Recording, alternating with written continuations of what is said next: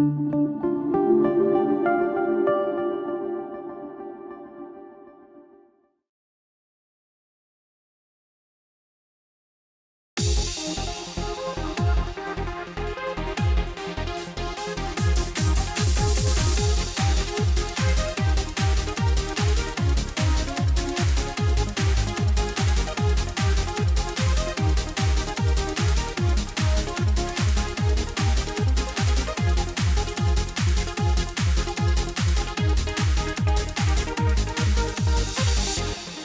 and welcome to Experienced TV. I'm Brian and this is Yuvie. Say hello, Yuvie. Hello everyone. Okay, you don't say hello, Yuvie. That'd have been funny. Anyway, we're here today at Play Expo Margate to have a look at some old retro titles. You can see it all going on behind us. They've got old classic consoles, they've got arcade games, pinball machines. There's quite a lot of stuff here. Yuvie, you've had a look around. What do you think? Yeah, it's really impressive actually. For a small little shindig like this, they've got so much variety going on. Yeah. The minute you walk in, you're immediately kind of hit by these kind of retro consoles and retro sort of computers. You've got your Amstrads and your Sinclairs. I never had one of those. I don't think I really want one anyway. But then you've got your Amigas, maybe a few Atari STs. I don't know if they were floating around. But then as you sort of venture on in deeper, then you've got like the console booths. So you've got Sega Saturn booths. Yep. You've got Nintendo 64 booths. You've got dedicated Dreamcast booths. You've got dedicated PS4 booths, Xbox booths. They're all displaying a really, really decent variety of video games. You know what I mean? Games that are not so overtly sort of commercial as such. Popular perhaps, yeah, definitely popular, but sort of very focused and a very decent selection and a good breadth of gaming as well from different genres, fighting, shooting and so forth. Yeah, for sure. They've got some great classics on the Saturn down there, like Daytona USA and Virtua Fighter. I definitely want to have a go at those later. And the Nintendo 64s have got wired in for multiplayer over there on big screens with Super Smash Brothers. And that's going to be a lot of fun. Yeah. There's also a lot of kids here as well. There's a lot of kids here actually. There's a lot of kids with their parents, I've noticed. Not just fathers with their sons, you know what I mean, but like parents that are mothers too, do you know what I mean? Yeah. They'll happily sit down. I was just seeing a mother with her child playing Capcom vs. SNK, the first one on Dreamcast, which is visually was so seminal. But actually watching parents just kind of getting involved, taking their kids around, you kind of get that sense of the warmth of gaming, do you know what I mean? Where it's not so insular with bratty kids kind of sit down, they're cut off. It's nice to have that kind of presence. Gaming is not antisocial by any means whatsoever. It's always meant to be a social thing. That's right. And you get that vibe here for sure, especially with the variety that you've got. Yeah, and it's also nice to see the parents kind of sharing the games that they grew up on. You see them playing Super Mario Brothers and everything down there. Actually, it's really interesting. Yeah. I'll do that with my kids as well. Yeah, definitely. Yeah, well, we went into the arcade section, the retro arcade section. They had Paperboy and Kung Fu Master, and you see a lot of parents in there, and they're going for it. But you see the kids there, and they're like avidly watching their parents. Sort of, they're just as keen to sort of know what it is. Exactly. So it's very much a vice versa thing going on here. Watching their parents crash and burn, and then coming on and beating their high score. Well, what did you get? You beat the high score by 20,000. Oh, Mr. Do, I beat the high score by 20,000 points. Was it on Mr. Do? Was that it? was Mr. Do. That used to be my game when I was a kid, back in the pubs. Mum and Dad used to go have a beer. I used to play on the old arcade games they had there. Yeah, that was good. It was quite cool to see Kung Fu Master by RM. That was a favourite. Yeah, the joystick's broken though. It wasn't working, but there's no problem. But the other thing I have to say actually is here you've got all the different machines. You've got Sega Saturn, Dreamcast, Nintendo 64s, but you've also got a white Sega Saturn down there. White Sega Saturns were actually Jap Sega Saturns, and I'm guessing that probably is one of those. Yeah, probably. Look at the frame rate, and it's Thunder Force 4. Really? Who plays that? Yeah. Oh, blimey, yeah, it is, you're right. Do you know what I mean? And the Just frame rate just on Thunder... down there. Yeah, I remember playing that on a Mega Drive, you know what I mean? And it was okay, but playing it on a 32-bit dedicated, Sprite console is just seminal, do you know what I mean? That's going to be good, yeah. It's going to be really good. So, you had to go on pinball as well, didn't you? Yeah, we did. Nearly unlocked, I think, the Ring on Lord of the Rings. I played Iron Man. I suck at pinball. Really? Big time suck at pinball. I'm terrible. No, well, I played Pinball Effects, which is the console version. Yeah. So that kind of helped me a lot. But you see, like Addams Family, The Simpsons. They've got a Family Guy one down there. Yeah, they've got a Family Guy. Johnny Mnemonic with Keanu Reeves. Metallica. Yeah, Metallica. Yeah. So it's interesting to see this array of. It brings back a lot of memories, but at the same time, it's quite educative as well to kind of see, where we've come. and where we're kind of headed as well. It's actually quite linear. That's the funny thing. It's not sort of like these weird sort of jumps in time. No. It's a very kind of steady and very logical progression visually. If you look at it. I mean, especially if you start at the back of the hall, right back there, you've got like the Sinclair ZX Spectrum. You've got the Amiga. You've got what was it? There was an NEC down there, a BBC Micro Basic computer. I tried to type in a program, but then realised I can't remember BASIC. So I saw that. Was it error at line 7 or something? Error at line 20. 7.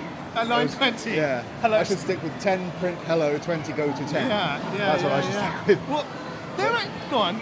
Oh, go on. They're actually selling those little, like the Sinclair Micro Drive. You know, as you walk in. Yeah, they've got a market down there. They're selling all sorts of the Jap stuff. We saw the import stuff, right? Yeah, we saw the import I mean, I was actually looking for the PC Engine, where they, PC Engine Turbo Graphics. Oh, yeah. Turns out Turbo Graphics was just a name for the release in America. Yeah. But they had the PC Engine there, and they had PC Kid. I was actually looking for Don Docker Don and Jackie Chan Super Adventures. Yeah. But they had a lot of the catalogue from the Hudson Soft games. Hudson Soft were really big on PC. Killing it. They were massive.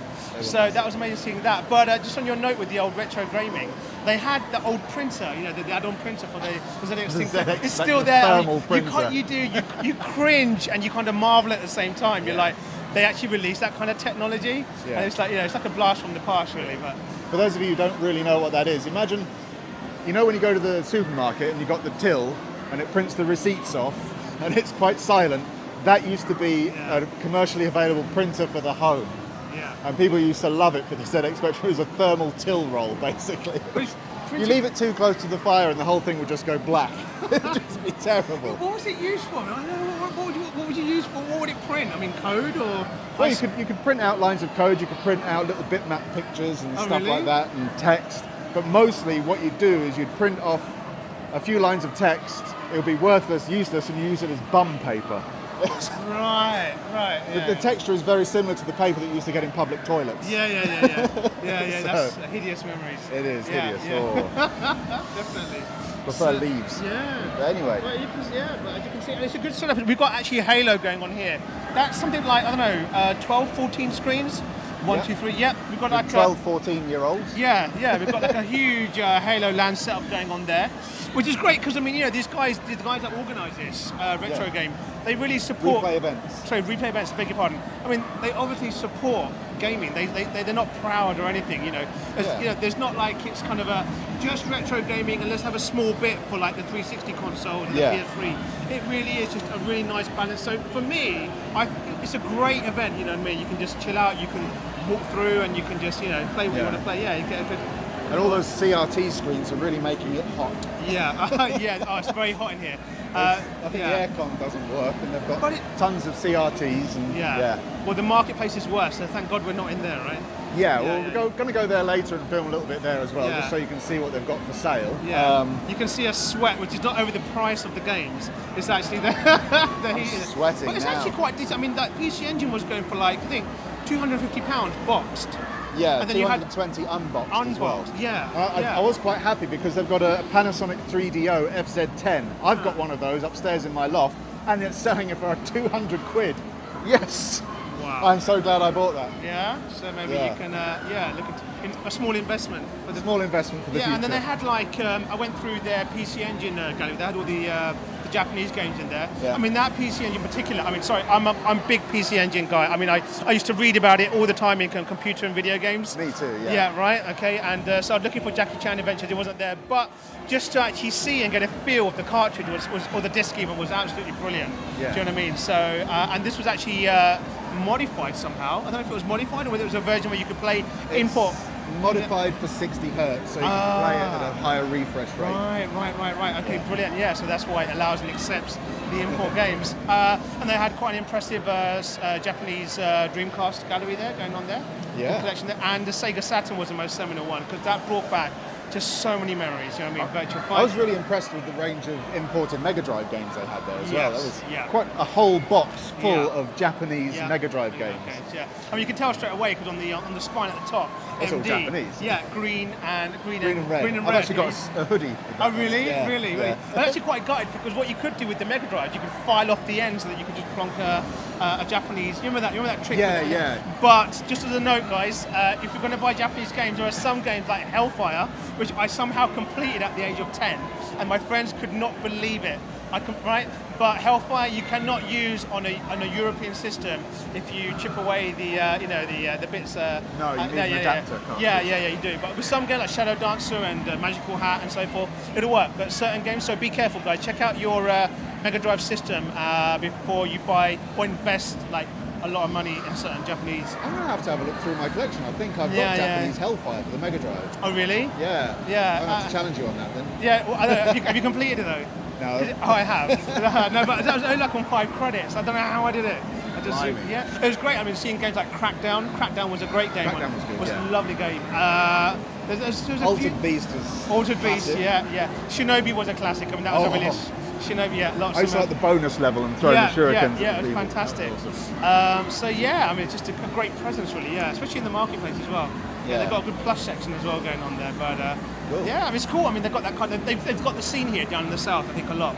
Yeah. A lot of independent shops, a lot of indie shops in Brighton or down south of the coast. They just bang into their games. They always have been. They still celebrate it now. I think it's probably the reason why they actually held it here. I think.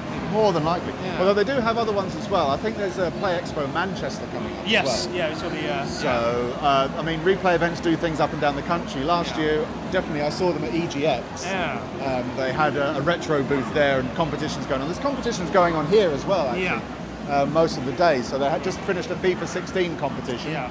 I don't know who won that. I don't really like football. No. Well, they've got a Street Fighter 5 coming up at 4 o'clock. Should be interesting. Are you going to go in for that? I'm going to have a few little digs and see what the competition's like. It's normally the kids. I mean, they'll either button bash me to death, or you get some random 6-year-old that's just like super good at it, and you have to just take your hat off to them. You know, you can't rage quit. Yeah, you have to watch out for the kids that come in with the custom joysticks already set up. Exactly, So yeah, I'm going to get you. Oh, on the note of that, actually, in the marketplace there was a great little stand that had custom-made consoles, didn't they? It was absolutely brilliant. They had about 5 different variations of the Nintendo GameCube, representing different games and so forth. But you could blatantly tell, like the PlayStations, you had Final Fantasy modded. Graphically modded PlayStations. Yeah. You had. There was a Resident Evil one with Umbrella Core on there. Yeah, I think there was 2 N64s, 2 Zelda versions. Oh yeah, there was like a normal one, and then there was like a gold Zelda console. Yeah. It was actually I want to get that. Yeah, really? Yes. Yeah. It's tempting. I didn't check out the Sega set, but we actually saw. Was it Link 2 for the NES? Was it? Yeah, £45. Yeah, pure just gold. Cartridge Just only, cartridge. no box. And you're actually looking for Legend of Zelda, right? The original gold cartridge, which is, with the box, which is probably about £120. Really? Which very expensive. You I exchanged. had it when I was a kid, and I swapped it. My whole NES collection. NES, about 20 games for a stupid printer. It was a dot matrix piece of crap. And I wish I'd never done it. But it must have been better than the ZX. No. ZX, it wasn't. Okay. It wasn't. It was no. literally a dot matrix. Really? Yeah. So there you It's go. noisy, slow, and trying to print out anything just looked like someone had sneezed on the paper. And that's 20 games. Yeah. Mind you, you were looking for a Snatcher, weren't you? Snatcher on PC Engine. I've got PC Snatcher Engine. on the Mega CD. Mega CD, right. So I've kept that in fairly good condition.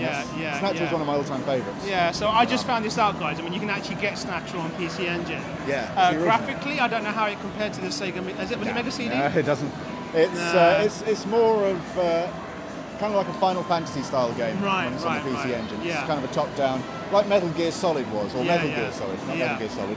Yeah. But it's good. It was only released in Japan. It's Japanese only. Yeah. I think you can get it online with an emulator with a patch for English as well. Right. So Excellent. it's just having the original is the best. Yeah. So there you go. Yeah. Cool. So I think what we'll do then is we'll sign off here. We'll have a little look round and play some games. I'll film Yuvie getting his butt kicked on Street Fighter 5. Embarrassing. Well, actually, Dalsim's quite a beast on Street Fighter 5, so there's some pretty beastly characters that make a comeback. So, you probably see me getting beat down at some point. Yeah, and then probably a video of him beating me down. More than likely. We're gonna get that in. Yeah, get someone to film us. And after that, we'll head off and get something to eat. We're looking forward to having a little bit more of a look around. Yeah, and less filming, more playing. Yeah, we'll try and capture the playing as well. Yeah, that'll be awesome. Yeah. All right then. Well, thanks. Okay, so that's all from Play Expo Margate. I've been Brian, and this has been Yuvie. Yeah. Hello, guys. Thank you for subscribing, and thanks for watching the video. Yep. So if you like and subscribe, that really helps us out. And until the next time, until the next video, catch you later. Catch you later. Bye. See ya.